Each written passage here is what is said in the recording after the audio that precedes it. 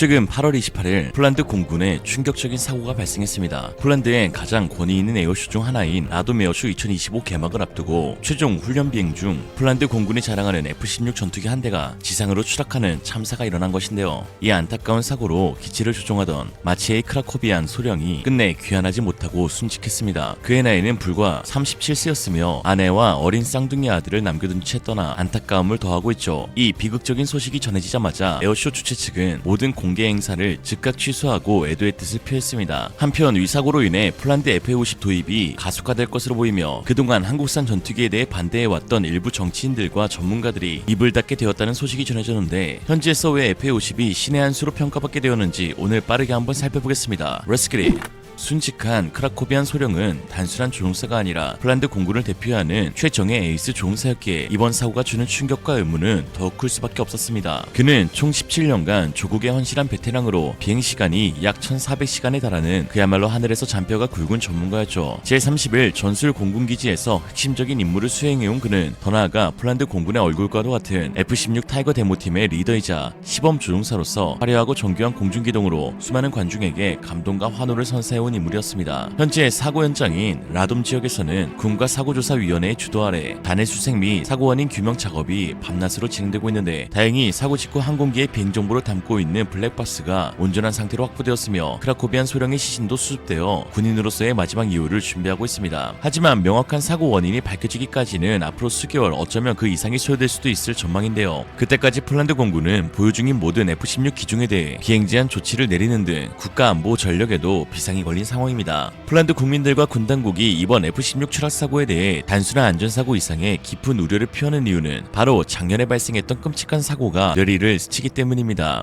불과 1년 전 똑같이 에어쇼를 준비하던 과정에서 폴란드 공군의 또 다른 베테랑 조종사가 목숨을 잃는 비극이 있었는데요. 당시 사고의 희생자는 M346 데모팀의 저명한 조종사였던 로버트 젤 소령으로 그가 조종하던 M346 훈련기 역시 시범 비행 도중 추락하여 귀환하지 못했습니다. 젤 소령도 크라코비안 소령과 마찬가지로 최정예 조종사였다는 점에서 두 사건은 놀라울 정도로 닮아있는데 총 비행시간이 2000시간을 훌쩍 넘기는 베테랑이었으며 그중 1100시간 이상을 M346 기종으로 채웠을 만큼 해당 기체에 대한 이해도가 타이 추종을 불허하는 전문가였습니다. 특히 두 사고 모두 국가적인 에어쇼를 목전에 두고 최종 리허설 과정에서 발생했다는 점, 희생된 조종사 모두 각자의 기종을 대표하는 데모팀의 리더이자 에이스였다는 점, 그리고 추락 당시의 비행 궤적과 그 모습이 매우 유사하다는 점, 마지막으로 두 명의 베테랑 조종사 모두 비상탈출을 위한 사출 좌석을 작동시키지 않았다는 공통점 때문에 폴란드 국민들의 시선은 구조적인 문제나 시스템적 결함이 있는 것은 아닌지 의심의 눈초리를 보내고 있는데요. 대부분의 항공 전문가들과 군사 분석가들은 두 사고 모두 에어쇼 관중들에게 보여주기 위한 고난도의 고개비행, 특히 스플릿 S의 기동을 너무 낮은 고도에서 시작하여 기체를 회복시킬 충분한 안정고도를 확보하지 못한 것이 직접적인 원인의 가능성이 높다고 분석하고 있습니다. 즉 수천 시간의 비행 경력을 가진 베테랑 조종사들이었지만 시시각각 변하는 비행 환경 속에서 순간적인 고도 판단의 착오가 치명적인 결과로 이어질 수 있다는 분석입니다. 스플릿 S 기동은 공중전 상황에서 적기의 추격을 따돌리거나 급속도로 고도를 낮추며 180도 방향을 전환하기 위해 사용되는 매우 역동적이고 효과적인 전술 기동입니다. 기본적으로 기체를 뒤집어 배면 비행 상태로 만든 뒤 조종간을 당겨 루프 기동의 절반을 수행하며 급강하하는 방식으로 이루어지는데요. 이 기동의 본질적인 특성은 엄청난 양의 고도를 순식간의 속도로 바꾸는 것, 즉 막대한 고도 손실을 동반한다는 점입니다. 고고도에서 이루어지는 실전 상황에서는 매우 유용한 기술이지만 지면이 가까운 에어쇼와 같은 저고도 환경에서 이 기동을 시도하는 것은 그야말로 외줄타기와 같은 위험천만한 도전이죠. 아주 작은 계산착오나 순간의 판단 미스만으로도 조종사가 기술을 다시 들어올리기 전에 기체가 지면에 충돌하는 끔찍한 결과로 이어지게 됩니다. 특히 기술을 끌어올리는 마지막 회복 단계에서 조종사는 자신의 체중의 몇 배에 달하는 엄청난 중력 가속도를 온몸으로 견뎌내야 하는데요. 이 과정에서 혈액이 뇌에서 하체로 쏠리면 순간적으로 의식을 잃는 지록 상태에 빠지거나 시야가 좁아지는 터널 비전 현상으로 인해 정확한 고도 판단에 실패하게 되면 그 즉시 치명적인 사고로 직결됩니다. 두 베테랑 조종사가 왜 비상탈출을 시도조차 하지 못했는가에 대한 의문 역시 바로 이 적어도 고속 강화 상황에서 해답을 찾을 수 있다는 것이 전문가들의 유력한 분석이죠. 적어도에서 스플릿 S와 같은 급강화 기동에 실패했을 경우 기체가 통제 불능 상태에 빠진 시점부터 지면과 충돌하기까지 걸리는 시간은 겨우 1초 남짓에 불과합니다. 모든 조종사들은 공군은 훈련 과정에서 마지막 순간까지 기체를 살려내도록 교육받게 되는데, 이에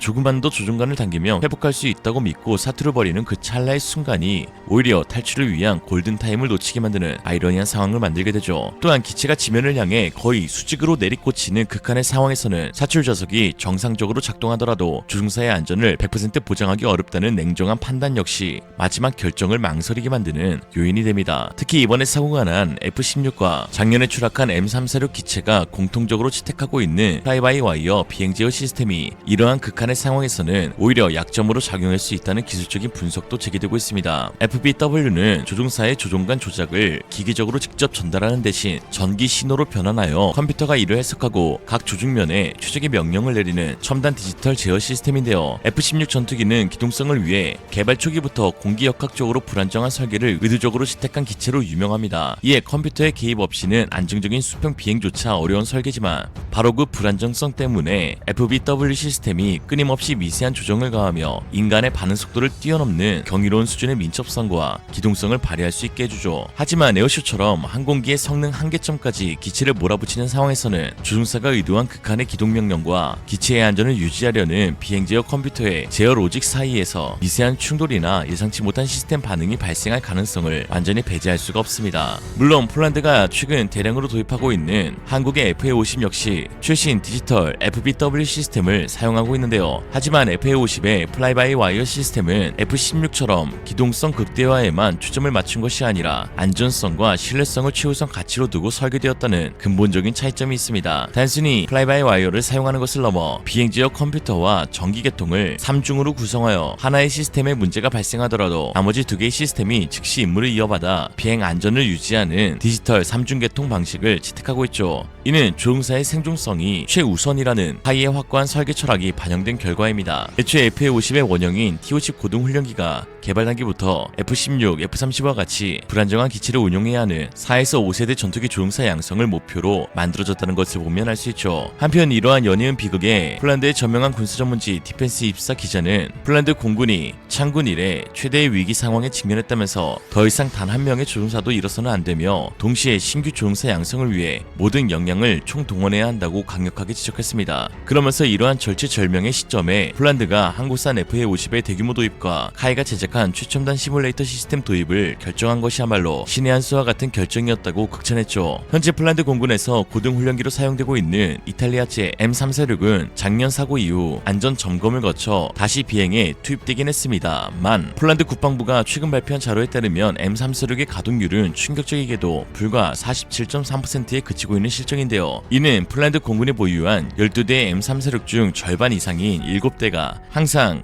결함으로 인해 경납고에 발이 묶여있다는 것을 의미합니다. 도입 계약서상 명시된 보장 가동률은 75% 이상이지만 제조사인 이탈리아의 레오나르도 측은 유럽 내 공급망 문제로 인한 예비 부품 부족 등을 이유로 들며 수리가 지연되고 있다는 변명만 반복하고 있죠. 그러나 최근 FA-50을 도입한 말레이시아의 한 항공 전문가는 여러 경쟁 기종들의 이탈률을 비교 분석하며 FA-50의 압도적인 안전성을 강조했는데요. 그의 분석에 따르면 M346의 이탈률은 초기에 3.27%에서 최근 5.5%까지 치솟았고 러시아의 야크 130은 7.33%에서 5.6%로 소폭 하락했지만 여전히 높은 이탈률을 기록했습니다. 반면 FA-50 계열 항공기는 초기 3%에서 현재 2.5%로 오히려 이탈률이 감소하며 현존하는 동급 훈련기 및 경전투기 중에서 가장 안전한 기체임을 객관적인 수치로 증명하고 있죠. 실제로 T-50 계열 항공기는 전 세계에서 운용되며 기록한 누적 30만 비행시간 동안 단 한 건의 조종사 사망사고도 발생하지 않았으며 평균 가동률은 90%라는 경이적인 수준을 꾸준히 유지하고 있습니다. 최근 12대의 FA-50 GF가 우선 배치된 폴란드 민스크 마조베스키 공군기지의 조종사들은 FA-50으로 비행하는 것은 정말 즐거운 일이라며 압도적으로 높은 가동률 덕분에 원할 때마다 하루에도 몇 차례씩 집중적인 훈련을 할 수 있어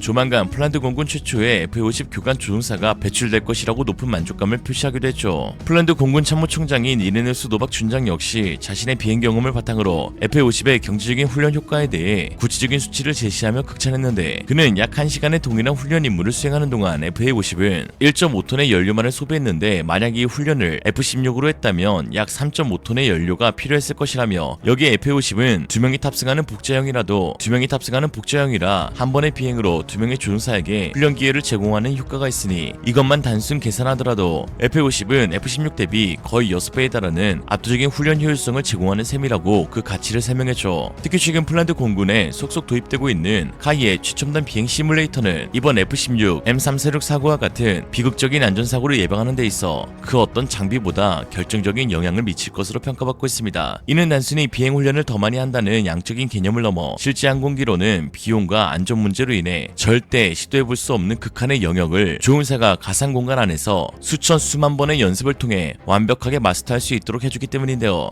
현실 세계에서 2000시간, 3000시간을 비행한 베테랑 조종사라 할지라도 실제로 비상탈출을 위해 사출 레버를 당겨본 경험이 있는 조종사는 전 세계적으로도 손에 꼽힐 정도로 극히 드물 것입니다. 이러한 경험의 부재는 눈앞에서 기체가 통제 불능 상태에 빠지는 위기 상황에서 본능적으로 탈출을 주저하게 만드는 심리적 장벽으로 작용하게 되죠. 하지만 카이가 제공하는 풀미션 시뮬레이터 안에서 조종사는 기체의 제어 한계점을 수백, 수천 번 넘나들며 의도적으로 실패해 볼 수 있고 추락 직전의 상황에서 망설임 없이 사출 레버를 당기는 훈련을 반복할 수 있습니다. 이 고강도의 반복 훈련과 과정을 통해 조종사는 성공적인 위기 탈출을 위한 일련의 조작법을 머리로 생각하고 판단하는 것이 아니라 온몸의 근육으로 기억하게 되는 것입니다. 이는 F16과 M346 사고처럼 마지막 1, 2초의 순간적인 판단 착오가 생사를 가르는 상황에서 조종사의 목숨을 구할 수 있는 가장 강력하고 확실한 예방책이죠. 즉 시뮬레이터는 이 상황에서 더 이상 미련을 갖지 말고 기체를 포기하고 즉시 탈출해야만 살 수 있다는 생존의 기준점을 조종사의 뇌와 몸에 명확하고도 냉정하게 각인시키는 역할을 하는 것입니다. 이러한 시뮬레이터 기반 훈련의 중요성과 효과는 세계 최고의 공중국의 비행팀으로 찬사받는 대한민국의 공군 블랙 이글스의 사례를 통해 명확히 증명됩니다. 블랙 이글스 팀의 조종사들은 이미 최소 800시간 이상의 비행시간을 가진 베테랑 중에서 선발되지만 선발 과정의 핵심은 이들의 기량을 TOC-B 전용 시뮬레이터로 평가하는 것인데요. 왜냐하면 실제 비행에서는 평가하기 어려운 정해진 고난도 기동을 단 1cm의 오차도 없이 완벽하게 수행하는지, 또 특히 평가관이 의도적으로 갑작스러운 엔진 고장이나 유압 시스템의 이상과 같은 비상 상황을 부여했을 때 얼마나 침착하고 정확하게 비상 절차에 따라 대처하는지를 확인해야 하기 때문입니다. 일단 팀원으로 최종 선발되면 이들은 약 1년 동안 오직 블랙 이글스 임무만을 위한 상상을 초월하는 고강도 훈련에 돌입하고 이 기간 동안 시뮬레이터 훈련이 지루할 정도로 반복적으로 이루어집니다. 정해진 훈련 시간은 따로 없으며 단 하나의 공중기도 동작이 완벽한 경지에 이를 때까지 사실상 무제한으로 훈련이 이루어지는 것이죠. 이 모든 노력과 투자의 근본적인 이유는 단 하나, 바로 조종사라는 그 무엇과도 바꿀 수 없는 소중한 인적 자산의 안전을 확보하기 위함입니다. 일반적으로 한 명의 베테랑 전투기 조종사를 양성하는 데에는 약 100억 원이라는 천문학적인 비용과 최소 10년이라는 매우 긴 시간이 필요하다고 알려져 있는데요. 전투 조종사는 단순히 돈과 시간으로 환산할 수 없는 국가 안보의 가장 핵심적인 자산이며 이러한 귀한 인적 자원의 운명을 M346처럼 신뢰성과 안전성이 결여된 기체에 맡길 수 없다는 것이 폴란드 내의 여론입니다. 이에 따라 폴란드 내부에서는 현재 계약된 FA50 PL36대의 도입이 단 하루라도 빨리 이루어져야 한다는 목소리가 점점 커지고 있죠. 다행히 제작사인 카이는 최근 경남 사천 본사에 새로 건설된 제2고정입둥에서 KF21 양산기와 FA50 수출 물량을 동시에 대량으로 생산할 수 있는 최첨단 양산 체계를 완벽히 구축했습니다. 특히 동체를 자동으로 정밀 조립하는 공정과 대형 로봇을 이용한 드릴링 시스템 등을 도입하여 기존의 수작업 공정을 혁신적으로 자동화함으로써 작업 시간을 크게 단축했고 이는 곧 더 빠른 생산과 납품으로 이어지고 있는데요. 당장 시급하게 공중 전력을 증강해야 하는 폴란드에게 전투 조종사는 그 무엇보다 소중한 전략 자산이며 그들이 운용할 기체의 안전성은 타협할 수 없는 가장 중요한 선결 요소입니다. 연이은 비극으로 깊은 슬픔에 빠진 유가족과 폴란드 국민들에게 약속된 시간 안에 신속하고 안전하게 도입될 FA50 전투기들이 작은 위안과 새로운 희망이 되기를 진심으로 기원합니다. 오늘의 한 줄 평, 삼가 고인의 명복을 빕니다.